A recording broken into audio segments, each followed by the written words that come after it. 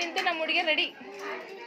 Hi, ಎಲ್ಲರೂ ಹೇಗಿದ್ದೀರಾ? Welcome to my YouTube channel. ಯಾರೆಲ್ಲ ಫಸ್ಟ್ ಟೈಮ್ ನಮ್ಮ ವಿಡಿಯೋ ನೋಡ್ತಿದ್ದೀರೋ ಪ್ಲೀಸ್ ಸಬ್ಸ್ಕ್ರೈಬ್ ಆಗಿ, ಹಂಗೆ ಬೆಲ್ ಐಕನ್ ಕ್ಲಿಕ್ ಮಾಡಿ. ವಿಡಿಯೋ ಇಷ್ಟ ಆದರೆ ಲೈಕ್ ಮಾಡಿ. ಸೊ ಇವತ್ತಿನ ವ್ಲಾಗ್ ಏನಪ್ಪ ಅಂದರೆ, ನಮ್ಮ ಅಣ್ಣನ ಮಕ್ಕಳದ್ದು ಹುಟ್ಟುತಟ್ಟಿ ಹಾಗೂ 9ನೇ ವರ್ಷದ ಬರ್ತಡೇ ಕಾರ್ಯಕ್ರಮ ಇತ್ತು. ಸೊ ಆ ಕಾರ್ಯಕ್ರಮದಲ್ಲಿ ಹೇಗೆಲ್ಲ ಆಯಿತು, ನಾವೇನೇನು ಮಾಡಿದ್ವಿ, ಬನ್ನಿ ನೋಡ್ಕೊಂಬರೋಣ. ಫಂಕ್ಷನಿಗೆ ಅಮ್ಮ, ನನ್ನ ಹಸ್ಬೆಂಡು, ನನ್ನಿಬ್ಬರು ಮಕ್ಕಳು ಫಸ್ಟ್ ಊರಿಗೆ ಹೊರಟರು. ಸೊ ಆಮೇಲೆ ನಾನು ರೆಡಿಯಾಗಿ ನೈಟ್ ಆಗಿಬಿಟ್ಟಿತ್ತು, ನಾವು ಅಲ್ಲೇ ಬಿಡಬೇಕಾದ್ರೆ. ಸೊ ನಾನು ನನ್ನ ಹಸ್ಬೆಂಡು ನೈಟ್ ಹೊರಟ್ವಿ. ಅವರು ಫಸ್ಟಿಗೆ ಅಮ್ಮನ ಬಿಟ್ಟು ಬಂದರು, ಆಮೇಲೆ ನನಗೆ ಕರ್ಕೊಂಡು ಹೋಗಿ ಬಂದು. ಸೊ ನಮ್ಮ ಕಡೆ ಹೆಣ್ಮಕ್ಳು 9 ವರ್ಷ ಅಥವಾ 12 ವರ್ಷ ತುಂಬೋದ್ರೊಳಗೆ ಹುಡುತಟ್ಟಿ ಕಾರ್ಯಕ್ರಮ ಅಂತ ಮಾಡ್ತೀವಿ. ಸೊ ಇದು ನಮ್ಮ ಕಡೆ ಇರೋ ಸಂಪ್ರದಾಯ. ಎಲ್ಲರೂ ಮಾಡಬೇಕು ಅಂತೇನಿಲ್ಲ, ಅವ್ರ ಮನೆ ಸಂಪ್ರದಾಯ ಇದ್ದರೆ ಮಾಡ್ತಾರೆ, ಇಲ್ಲ ಅಂದರೆ ಇಲ್ಲ. ಸೊ ಅಂತೂ ಇಂತೂ ನಮ್ಮ ಅಣ್ಣರ ಊರು ತುಂಬಿಗೆರೆನ ತಲುಪಿದ್ವಿ. ದಾವಣಗೆರೆಯಿಂದ ಒಂದು 15 ಕಿಲೋಮೀಟ್ರ್ ಆಗುತ್ತೆ ಅಷ್ಟೇ. ಅಂತೂ ಇಂತೂ ಮನೆ ತಲುಪಿದ್ವಿ. ಇವ್ರು ನಮ್ಮ ಅತ್ತಿಗೆ ಹಾಯ್. ಮಗಳಂತೂ ವೆಲ್ಕಮ್ ಮಾಡೋದಕ್ಕೆ ಬಾಗಿಲಲ್ಲೇ ನಿಂತಿದ್ದಾಳೆ. ನಾವು ಹೋಗೋಕ್ಕೂ ಮುಂಚೆನೇ ಎಲ್ಲರೂ ಫ್ಯಾಮಿಲಿ ಬಂದುಬಿಟ್ಟಿದ್ರು. ಸೊ ನಮ್ಮ ಮನೆಯವರು ನಮ್ಮ ಆಂಟಿ ಮಗಳಿಗೆ ರೇಗಿಸ್ತಿದ್ದಾರೆ. ಇದು ನಮ್ಮ ಪುಡಾರಿ ಬ್ಯಾಚ್. ನನ್ನ ಮಗಳು ನಾಯಿನ ಮಾತಾಡಿಸ್ಕೊಂಡು ಸೊ ನೈಟು ಊಟಕ್ಕೆ ಅಂತ ಎಲ್ಲ ಊಟಕ್ಕೆ ಕೂತ್ಕೊಂಡಾಗ ಸೊ ನನ್ನ ಅಕ್ಕನ ಮಗಳು ನಾನು ಯೂಟ್ಯೂಬ್ ಕಂಟೆಂಟ್ ಹೇಗೆ ಕೊಡಬೇಕು ಅಂತೇಳಿ ನನಗೆ ತೋರಿಸ್ತಾ ಇದ್ದಾಳೆ ನೋಡಿ. ನಮಸ್ಕಾರ ನೋಡಿ, ಇವರು ನಮ್ಮ ಅಕ್ಕ ರಮ್ಯಕ್ಕ ಅಂತ. ಇವ್ರು ಇವತ್ತು ಏನೇನು ತಿಂತಿದ್ದಾರೆ ಅಂದ್ರೆ, ಇದು ಜೋಳದ ರೊಟ್ಟಿ,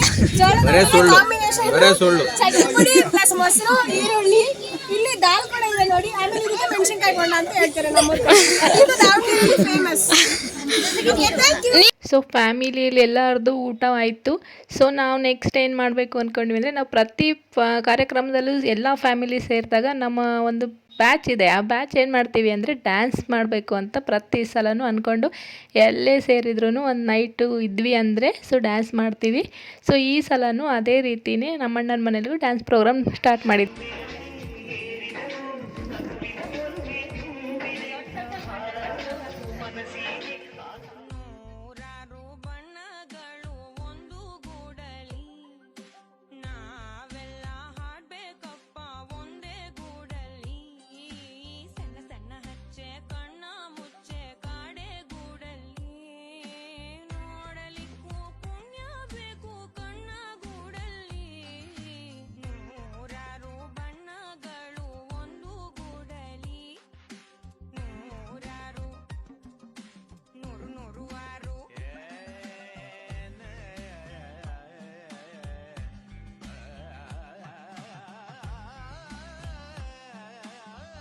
ನೈಟೆಲ್ಲ ಚೆನ್ನಾಗಿ ಕುಣಿದು ಮಲ್ಕೊಂಬಿಟ್ಟಿದ್ರಾ. ಸೊ ಎದ್ದೇಳಿಸಿದ್ರು ಎದ್ದೇಳಂಗಿಲ್ಲ. ಸೊ ಎದ್ದೇಳಿಸಿದಕ್ಕೆ ನೋಡಿ, ಇವ್ರನ್ನೆಲ್ಲ ಎಬ್ಬರಿಸಿದ್ದಕ್ಕೆ ಈಗ ಒಬ್ಬೊಬ್ಬರೇ ಎದ್ದೇಳ್ತಾ ಇದ್ದಾರೆ. ಸೊ ಡೆಕೋರೇಷನ್ ಮಾಡೋಕ್ಕೆ ಲೇಟ್ ಆಗುತ್ತೆ ಇದಕ್ಕೆ ಎದ್ದು ಬಂದು ಸೊ ಡೆಕೋರೇಷನ್ ಮಾಡೋಕ್ಕೆ ಎಲ್ಲ ಪ್ರಿಪ್ರೇಷನ್ ಮಾಡ್ಕೊತಿದ್ದಾರೆ. ಅಂತೂ ಇಂತೂ ಬೆಲೂನ್ ಡೆಕೋರೇಷನ್ ಮಾಡಬೇಕು ಅಂದ್ಕೊಂಡಿದ್ಲು ನಮ್ಮ ಮಣಿ. ಸೊ ಡೆಕೋರೇಷನ್ ಮಾಡೋಕ್ಕೆ ಬೆಲೂನ್ ಊದಿ ಎಲ್ಲ ರೆಡಿ ಮಾಡಿದರು. ಸೊ ಮಣಿ ಸಾರಥ್ಯದಲ್ಲಿ ಡೆಕೋರೇಷನ್ ರೆಡಿ. ಸೊ ನೆಕ್ಸ್ಟು ಬೆಳಗ್ಗೆ ಟಿಫನ್ ರೆಡಿ ಆಗಿತ್ತು. ಸೊ ಉಪ್ಪಿಟ್ಟು ಇನ್ನೇನು ಮಾಮೂಲಿ ಕಾಂಕ್ರೀಟ್ ಅಲ್ವಾ. ಸೊ ಉಪ್ಪಿಟ್ಟು ತಿಂದು ನಾನು ನನ್ನ ಮಗಳಿಗೆ ತಿನ್ನಿಸಿ ಸೊ ಎಲ್ಲರದು ಟಿಫನ್ ಆಯಿತು. ಸೊ ಅಷ್ಟರೊಳಗೆ ಸೊಸೆರು ರೆಡಿ ಆಗ್ತಾಯಿದ್ರು. ಸೊ ನಾನು ನನ್ನ ಚಿಕ್ಕ ಮಗಳನ್ನ ರೆಡಿ ಮಾಡಿದ್ದೆ, ನನ್ನ ದೊಡ್ಡ ಮಗಳು ರೆಡಿ ಆಗಬೇಕಿತ್ತು. ಸೊ ನನ್ನ ದೊಡ್ಡ ಮಗಳನ್ನ ನಮ್ಮ ಲಾವಣ್ಯ ರೆಡಿ ಮಾಡ್ತಾ ಇದ್ದಾಳೆ. ಸೊ ಫೈನಲಿ ನಮ್ಮ ಹುಡುಗಿ ರೆಡಿ. ಮೇಕಪ್ ಮಾಡ್ತಿರೋದು ಮೇಘ ಅವರ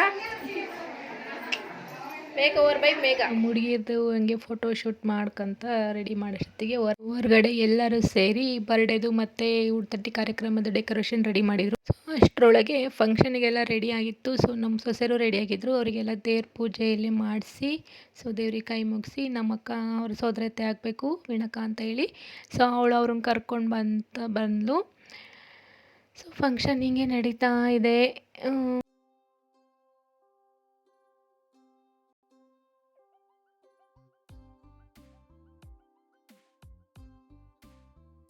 ಸೊ ಹೊರ ಫಂಕ್ಷನ್ ಇದ್ರೂ ಮನೆ ಒಳಗೆ ಉಡೆ ತುಂಬಬೇಕು ಅಂತೇಳಿ ಅಂದ್ಕೊಂಡಿರೋದ್ರಿಂದ ಸೊ ಅವ್ರನ್ನ ಕೂರಿಸಿ ಆರತಿ ಮಾಡಿ ಒಂದು 5 ಜನ ಮುತ್ತೈದರು ಅವರಿಗೆಲ್ಲ ಆರತಿ ಮಾಡಿ ಸೊ ಉಡೆ ತುಂಬಿ, ಹಾಗೆ ಅವರ ಸೋದರು ಮಾವ ಆಗಬೇಕು ನಮ್ಮ ಅತ್ತಿಗೆ ಅವರ ಅಣ್ಣ.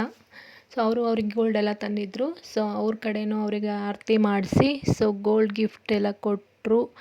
ಸೊ ನಾನು ನನ್ನ ಮಗಳೂ ಒಂದು ಸೆಲ್ಫಿ ಫೋಟೋ ತಗೊಂಡ್ವಿ. ಹೊರಗಡೆನೂ ಫಂಕ್ಷನ್ನು ಸ್ಟಾರ್ಟ್ ಮಾಡಿದರು. ಸೊ ನಮ್ಮ ಸೊಸೆಯರನ್ನ ಹೊರಗಡೆ ಕೂರಿಸಿ ಎಲ್ಲ ಆರತಿ ಮಾಡಿದರು. ಸೊ ಸೊ ಎಲ್ಲ ನಮ್ಮ ಲೈಫಲ್ಲಿ ನಮ್ಮ ಕೆಲಸದಲ್ಲಿ ನಾವೆಲ್ಲ ಬ್ಯುಸಿಯಾಗಿರ್ತೀವಿ. ಇವಾಗೆಲ್ಲ ಫೋನಿಗೆ ಕರೆನ್ಸಿ ಹಾಕಿ ಅನ್ಲಿಮಿಟೆಡ್ಡು ಕರೆನ್ಸಿ ಹಾಕ್ಕೊಂಡ್ರು ಯಾರಿಗೂ ಫೋನ್ ಮಾಡಲ್ಲ, ಯಾರನ್ನು ಮೀಟ್ ಮಾಡೋಕ್ಕಾಗಲ್ಲ. ಇಂಥ ಟೈಮಲ್ಲಿ ಇಂಥ ಕಾರ್ಯಕ್ರಮಗಳಲ್ಲಿ ಎಲ್ಲರೂ ಸೇರಿದಾಗ ಸೊ ಎಲ್ಲರನ್ನೂ ನೋಡಿದಾಗ ಏನೋ ಒಂಥರ ಖುಷಿ ಆಗುತ್ತೆ, ಸಂಬಂಧಗಳು ಗಟ್ಟಿ ಇರ್ತವೆ. ಸೊ ಮನಸ್ಸಿಗೆ ಖುಷಿಯಾಗಿ ಮೈಂಡು ಒಂಥರ ರಿಲೀಫ್ ಅನಿಸುತ್ತೆ. ಹುಡುಗಿ ರೆಡಿ ಆಗ್ತಾ ಇಲ್ಲ. ಎಲ್ಲರಿಗೂ ರೆಡಿ ಮಾಡಿ ನಾನು ಡೆಕೋರೇಷನ್ ಮ್ಯಾನೇಜ್ಮೆಂಟ್ ವಹಿಸ್ಕೊಂಡಿದ್ದೀನಿ. ಹೀಗೆ ಫಂಕ್ಷನ್ ನಡೀತಿರುವಾಗ ಸೊ ಮಳೆ ಅಂದರೆ ಮಳೆ. ಸೊ ವರುಣ ರಾಜ ನಾನು ಫಂಕ್ಷನಿಗೆ ಬರ್ತೀನಿ ಅನ್ನೋ ರೀತಿಲಿ ಮಳೆ ಬಂದಿದ್ದಾನೆ. ಆ ಮಳೆಯಲ್ಲೇ ಫಂಕ್ಷನ್ ನಡೀತಾ ಇದೆ. ಶಾಮೀನ್ ಹಾಕೋದ್ರಿಂದ ಏನೂ ಪ್ರಾಬ್ಲಮ್ ಅನ್ನಿಸ್ಲಿಲ್ಲ. ಸೊ ಇದರಲ್ಲಿ ಮಧ್ಯ ನಾವು ಪ್ರೆಸೆಂಟೇಷನ್ ಕೊಟ್ಟು ಅವರಿಬ್ಬರಿಗೂ ಒಳ್ಳೆಯದಾಗಲಿ ಅಂತ ವಿಶ್ ಮಾಡಿ, ಸೊ ಅಮ್ಮ ಅಪ್ಪಾಜಿನೂ ಅವರಿಗೂ ಪ್ರೆಸೆಂಟೇಷನ್ ಕೊಟ್ಟು ವಿಶ್ ಮಾಡಿದರು. ಸೊ ಹಂಗೆ ಒಂದು ಫ್ಯಾಮಿಲಿ ಫೋಟೋ ತೆಗೆಸ್ಕೊಂಡ್ವಿ. ಸೊ ಹೀಗೆ ಒಬ್ಬೊಬ್ಬರೇ ಫ್ಯಾಮಿಲಿ ಫೋಟೋ ತೆಗೆಸ. ಇದು ನಮ್ಮ ಆಂಟಿ ಫ್ಯಾಮಿಲಿ, ಇದು ನಮ್ಮ ದೊಡ್ಡಮ್ಮರ ಫ್ಯಾಮಿಲಿ, ಇದು ಒಬ್ಬರು ದೊಡ್ಡಮ್ಮರ ಫ್ಯಾಮಿಲಿ. ನಾನು ನನ್ನ ಹಸ್ಬೆಂಡು ಫ್ಯಾಮಿಲಿ ಫೋಟೋ ತಕ್ಕೊಂಡು ಸೊ ನೆಕ್ಸ್ಟ್ ಬಂದಿದ್ದೆ ಅವ್ರ ಬರ್ಡೇ ಸೆಲೆಬ್ರೇಷನ್ನು. ಸೊ 30 ಕಾರ್ಯಕ್ರಮ ಮುಗಿದ ತಕ್ಷಣ ಬರ್ಡೇ ಸೆಲೆಬ್ರೇಷನ್ ಮಾಡೋಣ ಅಂದ್ಕೊಂಡಿದ್ರು. ಸೊ ಬರ್ಡೇಗೆಲ್ಲ ಪ್ರಿಪ್ರೇಷನ್ ಆಗಿತ್ತು, ಕೇಕ್ ಎಲ್ಲ ತಂದಿದ್ರು.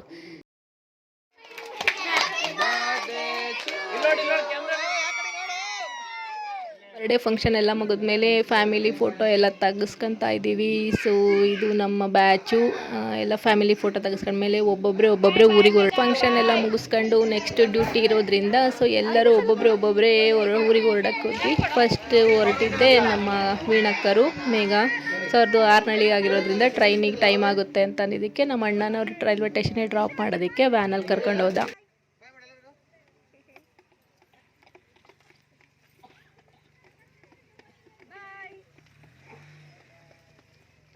ನೆಕ್ಸ್ಟ್ ಹೊರಟಿದ್ದು ನಮ್ಮ ದೊಡ್ಡಣ್ಣ ಅವರು, ಅದ್ರ ಹಿಂದೆ ಮತ್ತು ಇನ್ನೊಬ್ಬ ಅಣ್ಣ ಅತ್ತಿಗೆಯವರು ಹೊರಟರು. ಸೊ ನಮ್ಮ ಭಾನು ಪೂಜನೂ ಹೋದರು. ಅದಾದಮೇಲೆ ಫೈನಲಿ ನಾವು ಹೊರಟ್ವಿ. ನಾವು ಹುಡುಗರನ್ನೆಲ್ಲ ಗಾಡೀಲಿ ಕುದ್ರಿಸ್ಕೊಂಡು ಹೋಗೋ ಅಷ್ಟೊತ್ತಿಗೆ ಅಪ್ಪಾಜಿ ಅಮ್ಮ ಹೊರಟರು.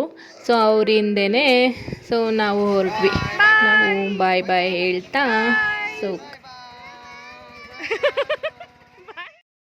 ಸೊ ಮುಂದೆಗಡೆ ಎಲ್ಲ ಫ್ಯಾಮಿಲಿ ಹೋಗ್ತಾಯಿದ್ರು. ನಾವು ಹಿಂಗೆ ಬೈಕಲ್ಲಿ ಮತ್ತು ಊರಿಗೆ ಹೋಗ್ತಾಯಿದ್ವಿ. ಸೊ ಫೈನಲಿ ರೋಡಲ್ಲಿ ಹೋಗ್ತಾ ಸೊ ಹಿಂದ್ಗಡೆ ಅಮ್ಮ ಅಪ್ಪಾಜಿ ಬರ್ತಿದ್ರು, ಮುಂದ್ಗಡೆ ನಾವು ಹೋಗ್ತಿದ್ವಿ. ಫೈನಲಿ ಅಮ್ಮ ಮನೆ ತಲುಪಿದ್ವಿ. ಇದು ಇವತ್ತಿನ vlog. Thank you for watching.